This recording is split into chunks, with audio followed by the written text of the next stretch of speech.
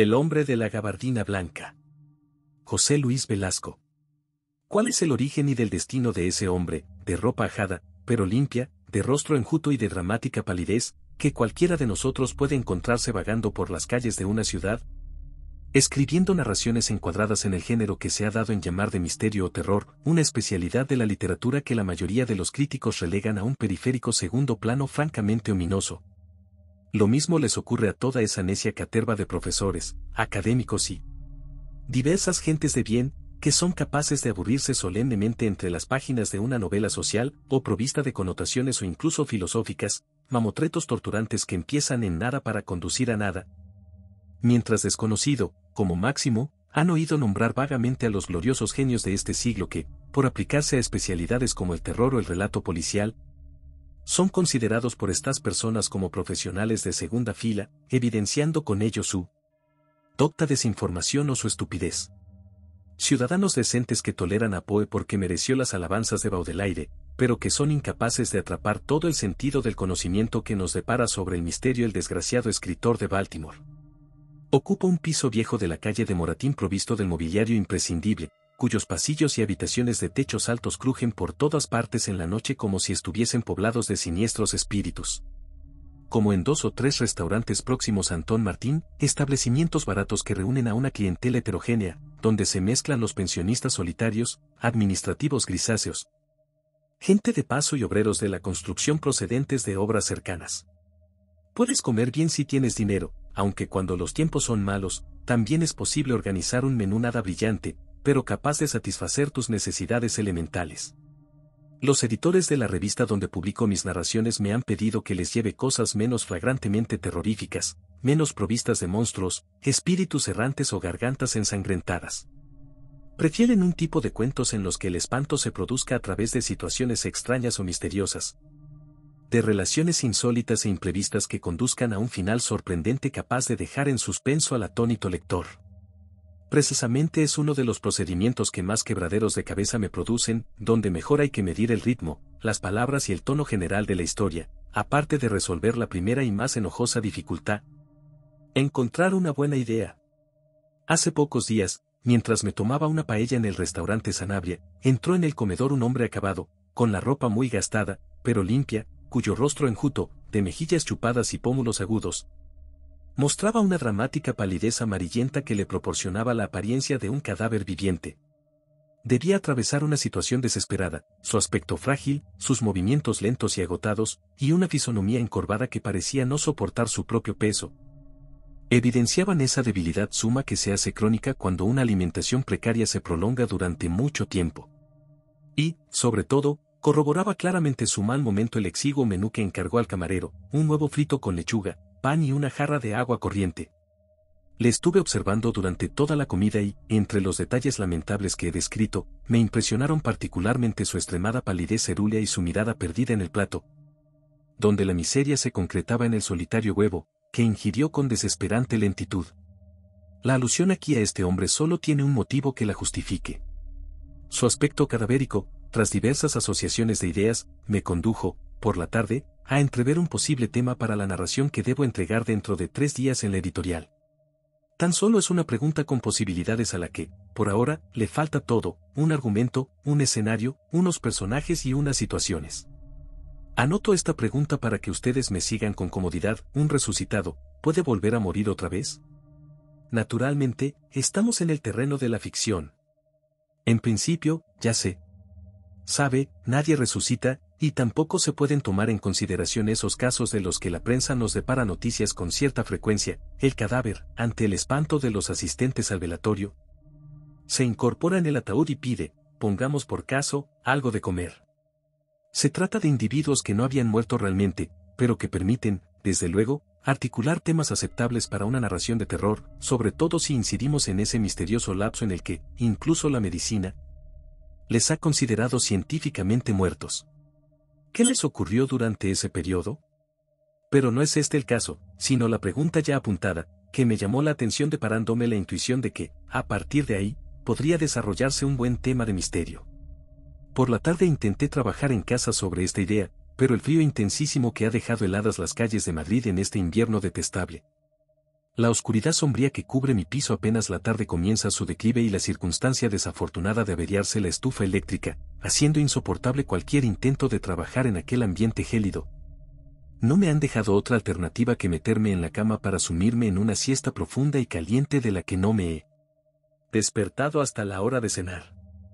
Por la noche, con las solapas del abrigo subidas y la bufanda cruzada sobre la boca, me acerqué hasta Moncloa con la esperanza de que las circunstancias fuesen buenas y ella estuviera en casa y no tuviera ninguna otra cosa prevista y la encontrase en un momento apropiado para no tener que forzar demasiado las cosas a fin de quedarme en su cama aquella noche fría y, sobre todo, odiosa. Una de esas noches de invierno en que las farolas se ven rodeadas por un halo de niebla y la gente solitaria camina deprisa por las aceras no se sabe a dónde, emitiendo por las narices nubecitas de vaho congelado. Cuando la soledad y el desarraigo te castigan tan fuerte, que incluso te reconvienes a ti mismo, te recriminas por no haber optado, como todo el mundo, por casarte a tiempo, por un empleo seguro en alguna de las infinitas oficinas que se cobijan en millones de pisos de cualquier parte o en los suntuosos edificios ministeriales. A fin de no verte arrojado por las avenidas, justamente como un perro errabundo, merodeando cariños difíciles por Moncloa a las 12 de la noche. Ella no estaba, o no me abrió, o el portero automático estaba averiado. Lo cierto es que yo no era como un perro errabundo, por lo menos tenía un piso helado y crujiente. Y no me veía en la necesidad de olfatear las bolsas de basura distanciando al máximo el momento de enroscarse en cualquier rincón de la ciudad bajo un cielo maldito que arrojaba sobre Madrid una temperatura de 7 grados bajo cero. Comprobé este dato en el termómetro exterior de una farmacia de Princesa, y después, casi inmediatamente, al cruzar frente a la luz amarilla del café universitario, ya casi desierto, tomándose una caña al fondo de la barra solitaria, le vi a él.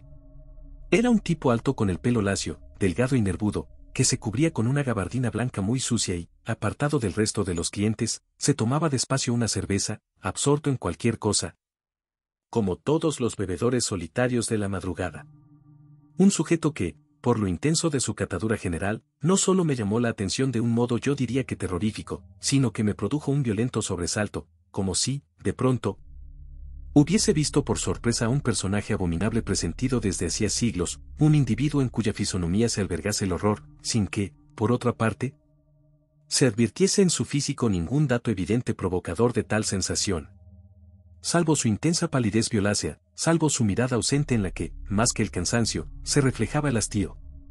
Todo sucedió en unos segundos, algo parecido a un puñetazo. Seguí caminando hasta la boca del metro, justo es decirlo, sobrecogido, intentando analizar el porqué de una sensación tan súbita e intensa producida tan solo por la visión fugaz de un hombre pálido y alto cubierto por una gabardina blanca. Dormí mal, no solo porque el frío de la casa era tan intenso que ni siquiera 4 mantas llegaban a proporcionar la temperatura óptima para que se produjese un sueño tranquilo. No solo por los crujidos que se producían en el pasillo y en las habitaciones del fondo, que resonaban siniestramente en aquella casa desprovista de muebles, sino porque, en un sueño inquieto, persistió durante toda la noche la imagen del hombre de la gabardina blanca, entrevisto en la duermevela del alba como un sujeto errante en las calles invernales sobresaliendo por su altura de la muchedumbre. Me desperté ojeroso y débil, con la sensación estragante de llevar una detestable existencia vacía, acentuada por el mal humor y el desasosiego que produce el hecho de tener un trabajo pendiente que ni siquiera has comenzado. Cuando el tiempo apremia y, por otra parte, casi te produce náuseas empezar una tarea que ya no te interesa. En efecto, la idea que me proporcionó el día anterior el cliente famélico del restaurante había perdido todo su sentido durante la noche y, lo que es más grave, no tenía ninguna otra de respuesta. El piso, desde el amanecer, estaba transido por las sombras, el cielo acerado amenazaba nieve, y la desolación de aquella casa inhóspita me impulsaron a salir rápidamente a la calle. Casi hostilmente resignado a renunciar a las 10.000 pesetas que me podía proporcionar la narración que debía entregar al día siguiente. Antes de salir tenía, sin embargo, que argumentarme a mí mismo un motivo para dejar el piso y cualquier tentativa de trabajar. Toda la gente que yo conocía estaba ocupada a aquellas horas, de modo que la necesidad de salir se concretó, aparte de desayunar, en dirigirme a los grandes almacenes a fin de comprar folios. Podía hacerme con ellos en cualquier papelería o estanco más cercanos, pero era necesario alargar el tiempo lo suficiente para que llegase la hora de comer. Los grandes almacenes son un buen lugar para la gente más o menos errabunda en las mañanas frías de invierno. Allí se está caliente, subes y bajas por las escaleras mecánicas sin que nadie deduzca que eres un tipo ocioso y tienes montones de cosas para mirar. Estuve casi una hora en el establecimiento, en gran parte consumida en la sección de librería. Compré los folios y me decidí a marcharme cuando un impacto ardiente sobre el estómago me produjo un inmovilizante escalofrío. Sobresaliendo por encima del público que me rodeaba en torno a las vitrinas de la pastelería, le vi de nuevo, con su palidez violácea, su mugrienta gabardina blanca y la mirada perdida entre el murmullo de la gente. Estaba frente a las enormes estanterías giratorias que mostraban al público relucientes hileras de bollos y pasteles recién hechos, absolutamente concentrado en la brillante mercancía móvil. Situado en un lugar próximo a una pared que, por hacer un entrante, le ocultaba a casi todo el mundo. No pude resistir la tentación de espiarle. Agazapado tras un mueble lleno de montones de lencería de ocasión, estuve observándole con atención, escrutando sus gestos más huidizos, incluso decidido a seguirle, cuando abandonase el local. El hombre permanecía inmóvil, y a la luz de los fluorescentes, su palidez mortal adquiría una impresionante tonalidad amoratada. Su piel parecía tener antiguas marcas de viruela o algo semejante que, a la distancia en que yo estaba, no podía apreciar con nitidez. Su figura alta y aislada en aquel ambiente lleno de animación, seguía produciéndome la misma sensación que cuando le vi la noche anterior, algo semejante a un sobresalto sostenido. Como si aquel tipo emanase una insidiosa aura de oscuros misterios, de terrores antiguos. Observé que, desde su lugar semioculto, sin mover apenas la cabeza, dirigía de vez en vez miradas furtivas hacia todas partes. Y de pronto, con un movimiento que no fue rápido, sino más bien pausado, pero preciso, tomó un pastel de la vitrina y se lo guardó en uno de los bolsillos de su gabardina. Ejecutó esta operación con toda naturalidad, y después, durante unos instantes, aún permaneció allí fingiendo observar la espléndida repostería. Luego se dirigió directamente hacia la salida. Le seguí apenas a 10 metros de distancia por el segundo tramo de Preciados, mientras bajaba hacia Santo Domingo. El acecho no resultaba difícil, su aspecto del todo singular y su estatura, hacían muy poco probable que se perdiera entre la multitud. Cuando llegó a Santo Domingo se introdujo por las viejas arterias que conducen hacia Arenal y dobló 3 o 4 esquinas, probablemente buscando alguna callejuela solitaria. En efecto, cuando penetró en una calle estrecha, con edificios antiguos de 3 o 4 plantas, sacó la mano derecha del bolsillo de la gabardina, provista del pastel, y, sin alterar el ritmo de sus pasos, lo engulló de unos pocos bocados ansiosos. Solo estábamos nosotros en aquel lugar y hacía un frío terrible. Había comenzado a caer una especie de aguanieve helada que, impulsada por un viento gélido encajonado en el angosto callejón, te ponía en la urgente necesidad de buscar refugio en cualquier sitio caliente. En la acera de enfrente, 20 metros más abajo de donde yo me encontraba, vi una taberna. Resultaba imperioso meterse allí, ante la perspectiva de que aquel hombre se me escapase, accediendo a uno de esos impulsos que raramente se producen. Como quien se lanza al vacío tras una resolución que no tiene marcha atrás, di 3 o 4 zancadas rápidas y me puse a la altura del hombre. Le dije lo primero que se me ocurrió. Oiga. Le he visto coger el té en los grandes almacenes. A mí no me importa, le invito a tomar una cerveza en esa taberna. Tengo que hablar con usted. El tipo siguió andando, ni siquiera pareció haberme oído. Tan solo después de haber avanzado unos cuantos pasos giró levemente la cabeza y me miró. Entonces deduje que yo era un ciudadano sin miedo, porque aquellos ojos que miraban y no miraban, sí, apuntaban a mis pupilas, pero la mirada parecía traspasar mi cerebro para seguir, incierta, hasta más allá de todo. Aquellos ojos, digo, de los que no se deducía nada humano, resultaban espantosos. No eran fríos o inexpresivos, al contrario, lo peor es que mostraban una devastadora indiferencia. Luego volvió a mirar al frente, sin contestar nada y, reponiéndome de aquella impresión, insistí. Le invito a tomar algo, quiero hablar con usted. Soy escritor. Aquí nos celamos. Entonces el hombre se detuvo, justamente cuando habíamos llegado frente a la puerta de la taberna y, sin decir nada, cruzó la calle y se dirigió hacia ella. Era un local antiguo, con el mostrador de zinc y un historiado grifo para la cerveza. Estaba caliente y lleno de tipos que parecían camioneros o algo por el estilo. Había mucho humo y poca luz, pero, de todos modos, se trataba de algo bueno de verdad cuando entrabas desde el infierno polar de la calle. La gente nos miró al entrar, especialmente a él, y muchos de los clientes no le quitaron el ojo de encima en todo el tiempo que estuvimos allí. ¿Qué va a tomar? Le dije. Vino, articuló por fin mirando no se sabe a dónde, como si le produjera un enorme hastío hablar, como si estuviese a disgusto, advirtiéndose en toda su presencia, sin embargo, como una especie de lejana disponibilidad a mi vaga propuesta de hablar. Su voz era grave, pero no muy intensa, provista de un inconcreto acento extranjero. 2 vinos, le dije al encargado de la barra, y pónganos unas raciones de tortilla, ¿le parece? El hombre de la gabardina asintió apenas con la cabeza, y entonces, con aquel ser indescifrable y hermético a escasos centímetros de mí, me vi en la obligación, lógicamente, de hablar. Es cierto, estaba completamente azorado, sobresaltado diría yo, y la presencia cercana de aquel sujeto me producía un incontrolable temblor de piernas. A estas alturas ya había advertido que mi acompañante desprendía un raro olor indefinible, algo semejante al tufo a siglos y muerte que despiden los arcones de algunas viejas, donde se guardan ropas apolilladas que no se usan desde hace generaciones, quizás olor a crisantemo. Su piel no estaba picada de viruela, como creía advertir en los grandes almacenes, sino que aparecía manchada por pequeñas tumefacciones amoratadas, como si se tratase de un hipotético sarpullido de hematomas. Sobre la marcha, mientras el hombre de la barra nos ponía los vinos y la tortilla, intenté organizar mentalmente el argumento que me excusase ante mi invitado de haberle llevado hasta la taberna de forma tan extemporánea. Ayer le vi a usted en el café universitario, en la Moncloa. Pasaba por delante del bar y le descubrí al fondo de la barra tomándose una cerveza. Bueno, no quiero molestarle, pero al verle, bien, sí, me dio miedo. Es una tontería, lo reconozco. Pero, no sé, su figura me produjo una inexplicable conmoción nada más verle. Hoy le he vuelto a encontrar en los grandes almacenes. Me ha ocurrido lo mismo. No sé si se trata de... Bien, quiero ser sincero, de una especie de repulsión o de todo lo contrario, una morbosa atracción que no puedo explicar.